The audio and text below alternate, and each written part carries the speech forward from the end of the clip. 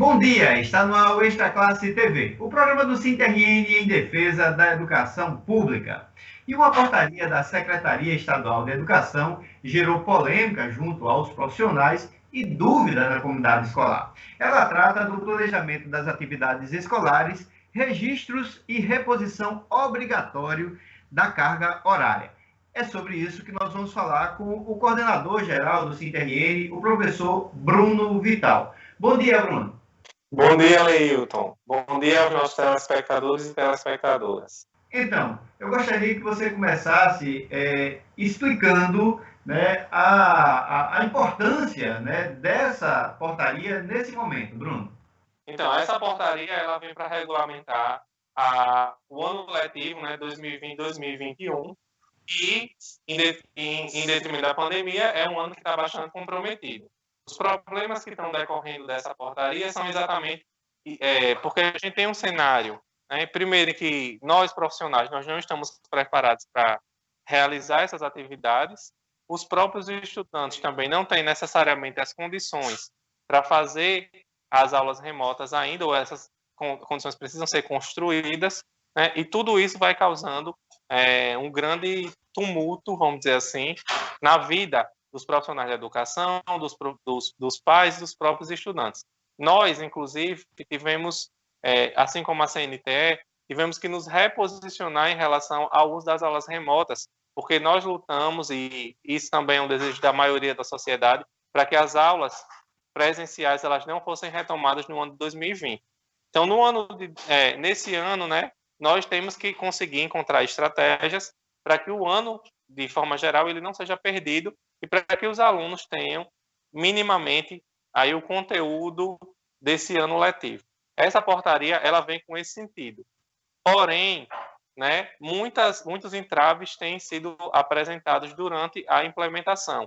Dúvidas também em relação à portaria, apesar de que em alguns pontos a portaria já traz clareza, né, para a rede em relação a como é que ela vai ser implementada.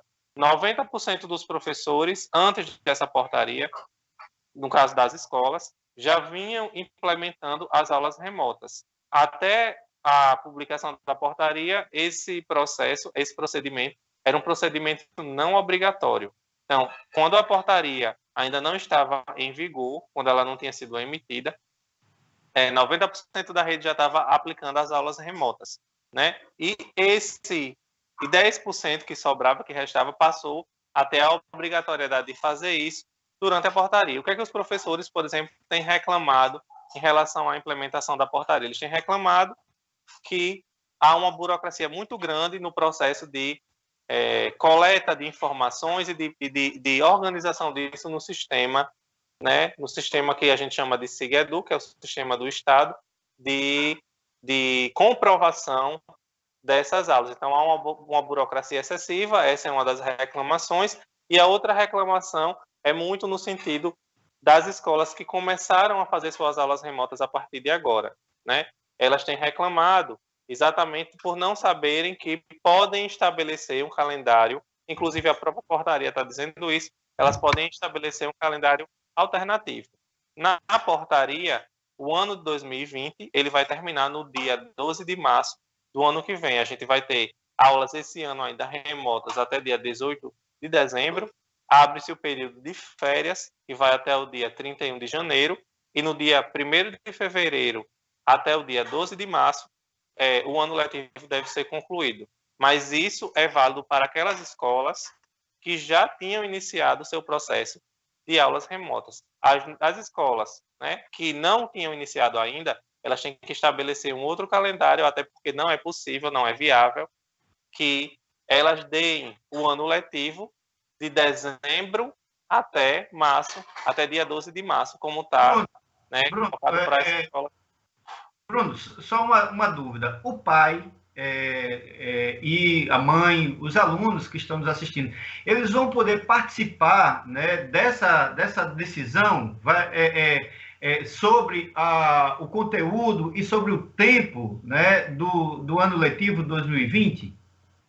Então, a portaria, ela coloca para essas escolas que ainda não tinham começado o seu calendário, vamos dizer assim, né, seu ano letivo, nas aulas remotas, ela coloca para o conselho escolar a função de aprovar, ou seja, de discutir e de aprovar o calendário de reposição. Então, como os pais eles têm assento no conselho escolar, como os estudantes também têm assento no conselho escolar, toda a escola vai precisar sentar, discutir e aprovar um calendário de reposição. E esse calendário, né, vai ter que atender às necessidades da escola e também pensar no ano de 2021, né, porque você vai ter que elaborar um calendário que comece agora e provavelmente termina no ano que vem, né, e dê conta de 2020, mas também um calendário que pense como é que vai ser feito o ano de 2021, o ano letivo de 2021. Isso, que esse ano letivo encerre, né, até o final do ano de 2021. Ok, a gente vai para um rápido intervalo, voltamos já com o Extra Classe TV. Devido à pandemia, o SINT-RN está reorganizando o atendimento à categoria. Novos canais foram criados para tratar dos assuntos que não podem ser adiados. Para informações sobre ações judiciais e liberações de alvarás, ligue ou mande um zap para 999913560 ou 999410616, das 7 às 11 horas e das 13 às 17 horas. Para agendamento de consulta jurídica e informações sobre envio da documentação sobre a ação dos atrasados do governo Robinson Farias, ligue ou mande um zap das 7 ao meio-dia para 999410496. E do meio-dia até às 18 horas, ligue ou mande um zap para 999913545. SINT-RN, sempre na luta. O município de Natal tem uma lei de 2013 que determina que o piso do magistério deve ser atualizado anualmente em janeiro. O prefeito Álvaro Dias rasgou. O Brasil tem uma lei federal que estabeleceu a mesma coisa desde 2009. O prefeito também rasgou. O mesmo prefeito que rasgou 2 leis agora quer convencer a cidade de que não pagou o que deve aos professores por obediência à lei. Prefeito, pague o piso. Nenhuma lei no Brasil proíbe o pagamento de dívidas. SINT-RN. Estamos de volta com o Extra Classe TV, o programa do SINT-RN em defesa da educação pública. Hoje estamos conversando com o coordenador-geral do SINT-RN, professor Bruno Vital, que está falando sobre a portaria que trata aí da reorganização do ano letivo de 2021 e da recuperação do ano letivo de 2020. Bruno, nesse contexto, como é que ficam os alunos que estão em recuperação ou que forem reprovados? Então, a portaria ela estabelece que não vai haver reprovação para o ano letivo de 2020. Por que não vai haver reprovação? Porque alguns estudantes, eles não vão, inclusive, conseguir esse ano mais nem contato com a escola. A escola não vai conseguir encontrá-los e, por exemplo, eles poderiam ser reprovados por frequência, já que eles não estão fazendo as aulas, não estão participando das aulas, eles poderiam ser reprovados num período normal por frequência. Para evitar isso, a portaria coloca que eles não podem ser reprovados no ano 2020, né, que a escola deve fazer um mapeamento desses alunos que não estão sendo encontrados e que eles só podem ser definitivamente reprovados ao final do ano de 2021. Né? Então, no ano 2020, o ano letivo de 2020, ele não é um ano que não tem reprovação. Aqueles que tiverem feito as atividades que os professores avaliarem, como, né, garantindo as respostas, enfim, esses serão aprovados para o ano, no caso, vão poder passar para a série no ano seguinte, que no caso vai ser no próprio ano 2021, né, aí de abril em diante. E como é que ficam os alunos das séries terminais? Como é que vai ficar a certificação aí dos terceiros anos, né, e dos nonos anos? A portaria ela prevê que esses alunos, esses sim precisam ser certificados dentro desse prazo até dia 12 de março. São alunos que vão concorrer em processos seletivos, né, como, por exemplo, o Enem, vão concorrer para entrar no IF. Então, como essas provas, infelizmente, elas estão marcadas para o mês de março, para esses alunos especificamente, o ano letivo precisa terminar nesse período. o Cinti, né, realizou uma greve na rede estadual. Como é que isso daí vai interferir nesse processo? Há uma reposição do período de greve a ser feita, né? Essa reposição ela vai ser discutida na Assembleia que a gente vai realizar no dia 5 de dezembro, e a partir das discussões que nós tivermos lá, nós iremos apresentar uma proposta de reposição para o governo. É importante também que a gente diga, né, que nessa Assembleia a gente também vai estar discutindo os impactos dessa portaria, o dia a dia, vamos dizer assim, a operacionalização da portaria, porque como nós destacamos aqui, ela é uma portaria importante, no sentido de tentar garantir o direito dos estudantes, né, para que eles tenham o direito ao ano letivo, à aprendizagem, mas ela precisa também observar as condições concretas de implementação na prática, nas escolas, com os professores, porque nós temos profissionais que não têm um celular, ou têm um celular, mas não têm a internet, não têm um computador, e no caso dos professores, especificamente, o computador em si, ele é muito importante, até porque a gente vai ter que estar fazendo todo um apanhado de atividades, organização de arquivos, né? A própria memória do celular, ela não é boa para isso, e eles não estão tendo apoio nesse sentido da parte do governo. Também a internet que é utilizada pelo próprio professor, do bolso do próprio professor.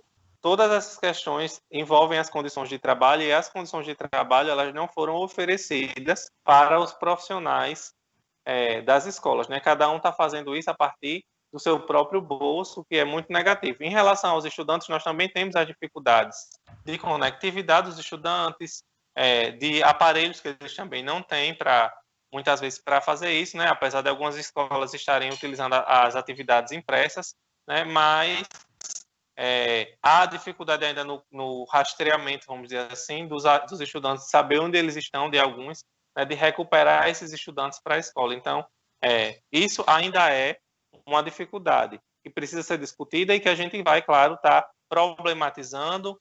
Inclusive, vamos levar essa demanda para a secretaria para que a gente possa discutir a burocracia que tem sido colocada na operacionalização, na organização dessas atividades.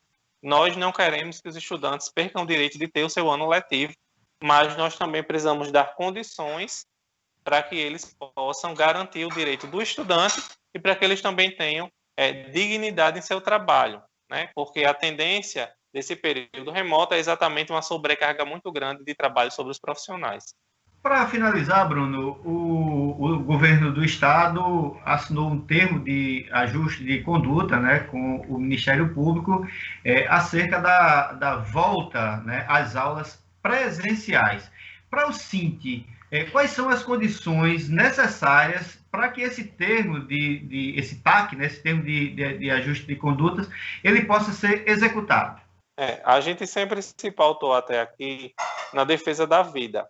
Então, para que esse termo de ajuste de conduta ele seja implementado, é necessário que as condições da pandemia tenham cedido. E a gente está vivendo nesse momento, pelo que nós temos acompanhado nos jornais e etc., um crescimento do número de casos. Então, se essa pandemia ela retornar, né, uma situação parecida do que ela tinha apresentado antes, obviamente nós não seremos a favor de um retorno presencial, como não fomos, né, do retorno presencial esse ano. Então, isso é uma das condições, né, que a pandemia, que o vírus tenha sido debelado, que a gente não tenha risco em ir para as escolas e de chamar os estudantes a irem para as escolas. Isso é a primeira condição fundamental. A segunda é exatamente o aparelhamento das escolas para receber esses estudantes, ou seja, garantir que as condições estruturais estejam adequadas para que eles possam ser recebidos, né? Se essas condições não estiverem estabelecidas, nós seremos contra o retorno presencial. Ok. Nós conversamos com o coordenador-geral do Cinti-RN, o professor Bruno Vital. Bruno, muito obrigado por sua participação no Extra Classe TV. Obrigado, Leilton. Até a próxima. E o programa Extra Classe TV de hoje vai ficando por aqui. Muito obrigado por sua audiência e até o próximo domingo com mais um programa do Cinti-RN em defesa da educação pública. E sempre lembrando que a pandemia não acabou. Se você puder, fique em casa.